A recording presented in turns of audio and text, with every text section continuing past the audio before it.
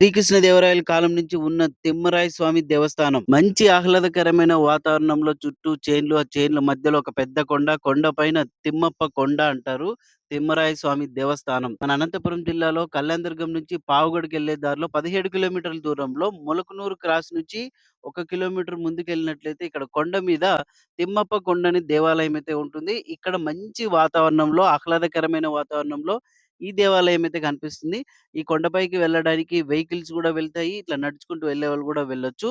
ఇక్కడ water facility అన్ని సౌకర్యాలున్నాయి. రూములు గూడా ఉన్నాయి. పెళ్ళిళ్ళు జరుగుతాయి. ఇంకా పుట్టెంటుకలన్నీ గూడా జరుగుతాయి. ఎప్పుడైతే మన అనంతపురం పెన్నహోబులంలో రథోత్సవం జరుగుతుందో, అదే రోజు ఇక్కడ గూడా జాతరైతే జరుగుతుంది. చాలా బాగా జరుగుతుంది. ఈ వాతావరణం ఎంత బాగా ఉందంటే నాకైతే చాలా బాగా అనిపిచ్చింది.